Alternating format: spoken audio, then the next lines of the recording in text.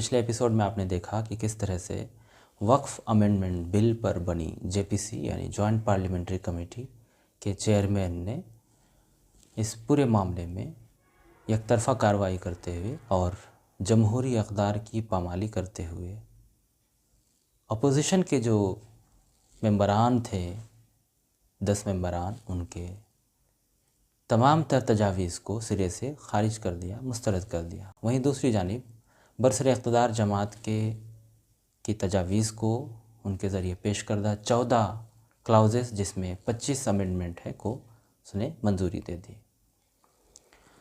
जब से जेपीसी ने इस बिल को अडॉप्ट किया और स्पीकर को सौंपा है, चारों तरफ मीडिया के ज़रिए प्रोपेगेंडा का दौर शुरू हो गया है। जमीन कब्जाने की फैक्ट्री बनते जा रहे वक्फ बोर्ड पर लगाम का काउंटडाउन शुरू हो गया है। अब वक्फ बोर्ड किसी गांव शहर की सड़क, मंदिर, धर्मशाला, दफ्तर या किसी और सरकारी संपत्ति के साथ ही निजी संपत्ति पर न दावा कर पाएगा और न ही कब्जा।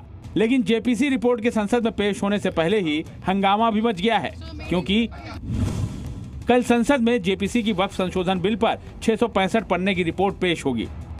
इस बिल को 14 संशोधनों के बाद जेपीसी की मंजूरी मिल चुकी है। वक्फ बोर्ड में संशोधन के पक्ष में 16 मेंबर्स ने वक्फ संपत्तियों को लेकर देश भर में कई विवाद सामने आते रहे हैं। इस बिल का मकसद वक्फ संपत्तियों के प्रावधान और प्रशासन को अधिक पारदर्शी और सुव्यवस्थित बनाना है। इससे पहले वक्फ से जुड़े कई मामलों में अनियमितताएं सामने आ चुकी हैं, जिन्हें रोकने के लिए ये विधेयक लाया जा रहा है।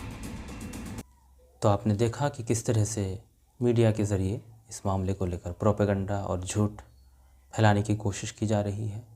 एक तरफ हुकूमत के कुछ अफराद के ज़रिए ये बात बताने की कोशिश की जा रही है, ख़ासकर जेपीसी के चेयरमैन के ज़रिए, कि ये बिल मुसलमानों के हक़ में है और उसमें जो गरीब कमज़ोर तबका है, ख़वातीन, उनके हुकूक़ के लिए ये बिल लाया जा रहा है, उनके लिए काम किया जाएगा। जबकि हकीकत ये है कि इस बिल में जो तरामीम है, जो अमेंडमेंट है और जो तजावीज़ हैं, उससे वाज़ेह होता है कि इस बिल के ज़रिए वक्फ बोर्ड बल्कि वक्फ जायदाद को हुकूमत के ज़रिए हड़पने का काम किया जाएगा। इतना ही नहीं, वक्फ के वजूद को ही ख़त्म कर दिया जाएगा। सरकार का ये कहना कि ये बिल मुसलमानों की बेहतरी के लिए, उनके फलाह व बहबूद के लिए लाया जा रहा है, ये बिल्कुल ऐसे ही है जैसे हलाल होने वाले बकरे को ये कहा जाए कि आपको आपकी बेहतरी और भलाई के लिए ही हलाल किया जा रहा है।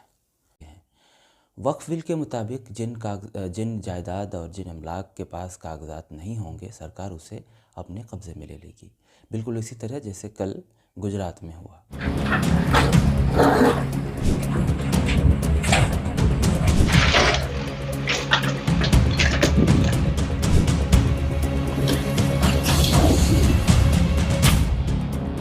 गुजरात का देवभूमि बेट द्वारका पिछले कुछ महीनों से बुलडोजर एक्शन का नया सेंटर बना हुआ है।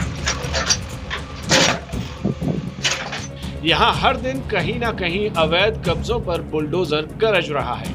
यहाँ सरकारी जमीनों पर किए गए अवैध कब्जों को जमींदोज कर समतलीकरण किया जा रहा है। जहाँ एक के बाद एक अवैध ठिकानों पर भूपेंद्र भाई का बुलडोजर दहाड़ रहा है। देवभूमि द्वारका में बुलडोजर एक्शन की जो तस्वीरें आपको आज दिखाने जा रहे हैं, उन्हें देखकर आप भी कहेंगे कि वक्फ बोर्ड के नाम पर कब्जा गैंग कहीं भी सरकारी जमीनें हथियाने का मौका नहीं छोड़ती है।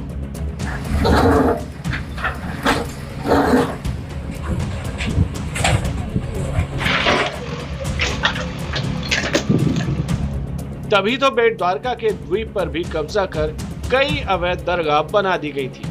लेकिन भूपेंद्र भाई के बुलडोजर ने हाईकोर्ट से हरी झंडी मिलते ही सब कुछ समतल कर दिया। ऐसा समतलीकरण की लगे यहाँ कभी कुछ था ही नहीं। दरअसल देवभूमि बेट द्वारका में कई महीनों से सरकारी जमीनों को कब्जा मुक्त कराने का अभियान चल रहा है। इस बीच कुछ सरकारी जमीन को वक्फ बोर्ड की संपत्ति बताते हुए कुछ लोग हाईकोर्ट चले गए थे।